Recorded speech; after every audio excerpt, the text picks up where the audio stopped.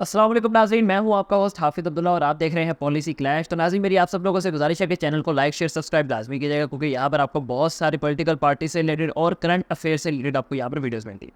تو ناظرین، بات کرتے ہیں جناب جی حافظ محمد اللہ کی۔ وہ بتا رہے تھے، آپ سب لوگوں کو بھی پتا ہے کہ مولانا نے ایک ایکشن لیا تھا۔ اب وہ اس بات پہ بتا رہے تھے کہ نواز شریف کا مولانا فضل الرحمان کال آیا، آخر کیا بات ہوئی اس بارے میں تھوڑا سا ڈسکشن کیا، اور ساتھ ہی ساتھ عمران خان سے وہ ملنے جائیں گے مولانا صاحب کے نہیں جائیں گے، یہ بھی بات ساری شو میں ہوئی ہے۔ آئیے آپ کو میں پورے ٹاک شو کی جو ہے بات چیت وہ میں آپ کو سناتا ہوں، ساتھ ساتھ ایکسپلینیشن بھی اس کی دوں گا کہ بھائی جان آخر ایسا کیا ہوا۔ پہلے تو آپ پوری ٹاک شو دیکھیں، پھر اس پر مزید ڈیٹیل پہ بات کرتے ہیں۔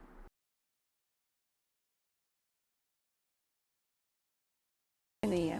اب بلاول بھٹو بھی یہ کہہ رہے ہیں کہ 26 اکتوبر کو justice Mansoor Ali Shah chief justice of Pakistan ہوں گے، لیکن دوسری طرف وفاقی آئینی عدالت بنانے کی بھی کوشش ہے۔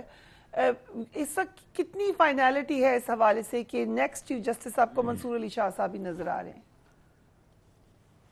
دیکھیے فریحہ، بات یہ ہے، کوشش تو یہی تھی کہ یہ آئینی جو ترامیم کی کوشش تھی، شاید اسی میں یہی کوشش کی جا رہی تھی کہ مدتی ملازمت میں توسیع کی اجازت دی جاتی آئینی ترمیم کی صورت میں، پھر تو صورتحال کچھ مختلف ہوتی۔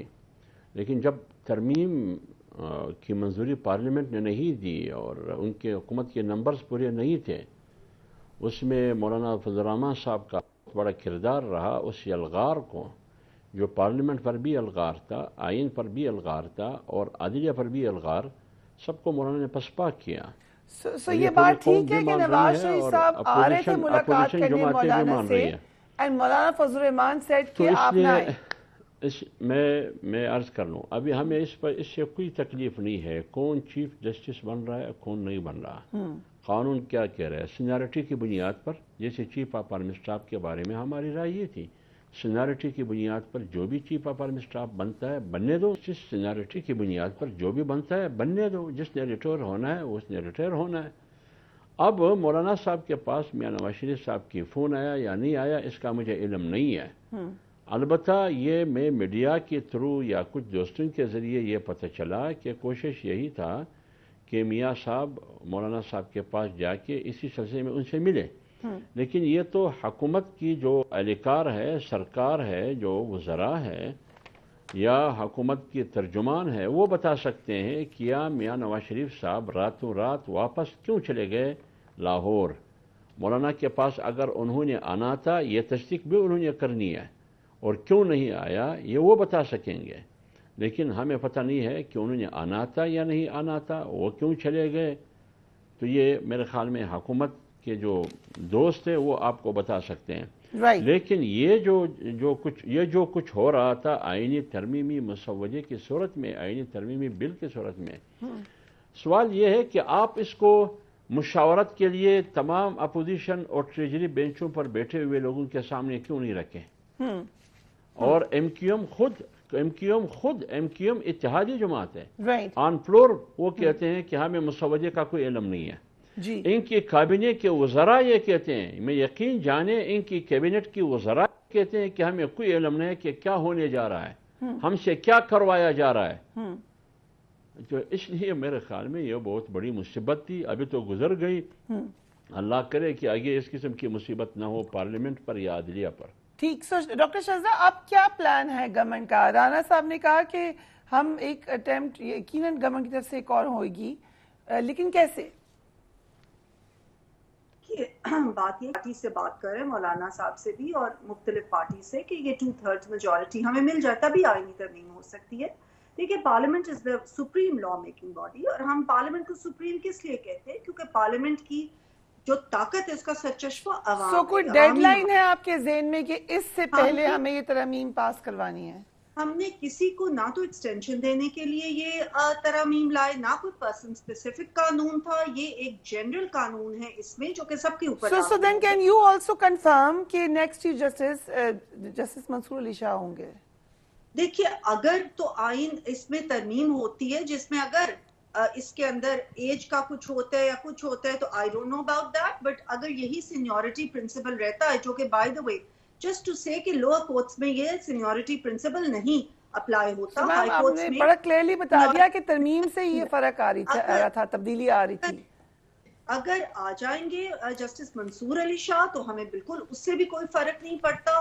ہمیں کسی کے لیے ہم یہ پرسن اسپیسیفک قانون نہیں بنانے جا رہے, نہ ترامیم کرنے جا رہے, نہ ہی ہم نے کسی کو یہ کہا ہے کہ اگر ہمیں ایکسٹینشن دے دو یا ہمیں آگے رکھ لو تو ہم تمہیں ٹھیک ہے فار لائف ایکسٹینشن دے دیں گے. رائٹ. ہم نے کسی سے ایک اور جو بڑی ڈیولپمنٹ ہوئی ہے وہ آج الیکشن کمیشن میں 2 بڑی سیاسی جماعتوں کے انٹرا پارٹی الیکشنز کے حوالے سے کیسز کی سماعت ہوئی. دونوں جماعتوں کے اراکین بیٹھے ہوئے ہیں یہاں پہ, پی ٹی آئی کے بھی, جے یو آئی ایف کے بھی.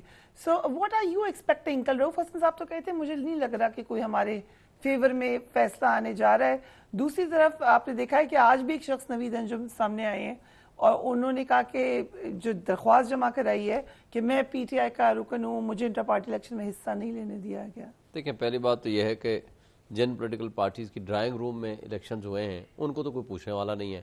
ہمارا 3ری مرتبہ الیکشن ہوا ہے اور پبلکلی ہوا ہے, ایڈورٹائزمنٹ ہوئی ہے, سارا پروسیس ہوا ہے اور الیکشنز باقاعدہ ہوئے ہیں اور ہماری ایک کیبنٹ آئی ہے. بات یہ ہے کہ ان کا کام نہیں ہے اس طرح انٹرفیئرنس کرنا جان بوجھ کے. اس کرپشن کا شکار یہ الیکشن کمیشن, میں ان سے پوچھتا ہوں مجھے آپ بتا دیں جو کرپٹ پریکٹسز کے ذریعے آپ نے فارم 47 بنائے ہیں آپ سے کون پوچھ گچھ کرے گا؟ جس طریقے سے آپ نے الیکشن کرائے ہیں یہ الیکشن اصلی ہے, ان کو الیکشن کو کوئی مانتا ہے؟ پٹن کی آپ رپورٹ اٹھا لیں, فافن کی رپورٹ اٹھا لیں, کسی ادارے کی اٹھا لیں, انٹرنیشنل میڈیا کی آپ رپورٹ اٹھا لیں, مجھے بتا دیں کہ وہ الیکشن آپ نے جو کرایا ہے اتنا غلط, اس پہ تو آپ سے کوئی نہیں پوچھ سکتا.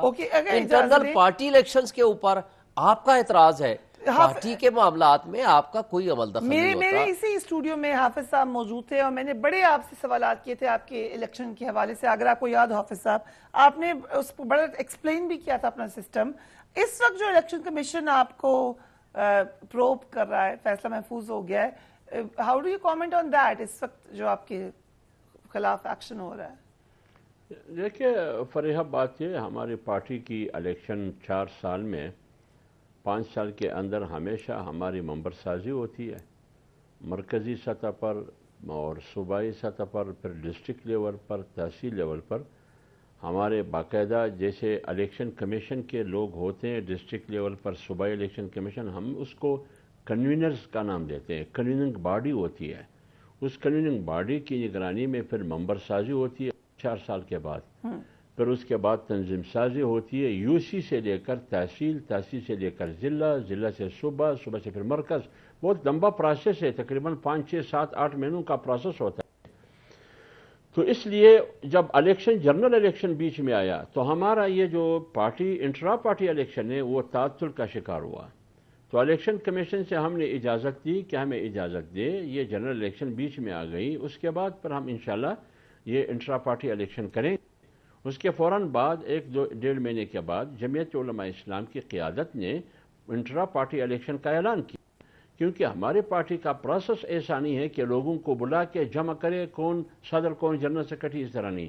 باقاعدہ اس کے لیے ممبر سازی ہوتی ہے, یو سی, تحصیل, ضلع, صوبہ, گاؤں گاؤں تک, محلے محلے تک تھوڑا ٹائم لگتا ہے. تو آج بھی الیکشن کمیشن کو یہی کہا گیا کہ تھوڑا سا وقت ہمیں دے دیں, انشاءاللہ العزیز کم سے کم زیادہ سے زیادہ 2 ہفتے یا 3 ہفتے اس میں لگیں گے, ہماری انٹرا پارٹی الیکشن کی تکمیل ہوگی.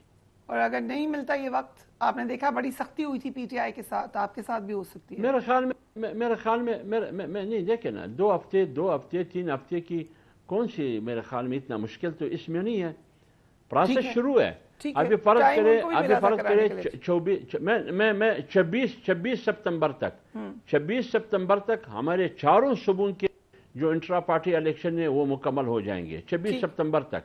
غالباً 19 ستمبر کو ہماری مرکزی باڈی کے الیکشن ہے, جو پوری ملک کی سطح پر جو ہمارے مرکزی امیر اور جنرل سیکرٹری کا انتخاب ہوتا ہے. تو یہ 2 ہفتے کی میرے خیال میں وقت ہے. اگر الیکشن کمیشن 2 ہفتے 3 ہفتے ہمیں دیا جائے تو انشاءاللہ العزیز یہ تکمیل تک پہنچ جائے. امید کرتا ہوں کہ آپ کو یہ ویڈیو پسند آئی ہوگی. اگر ویڈیو پسند آئی تو یار ویڈیو کو لائک, چینل کو سبسکرائب لازمی کیجیے گا اور بیل آئکن لازمی پریس کیجیے گا. تب تک آپ حافظ عبداللہ کو اجازت دیجیے. اللہ حافظ.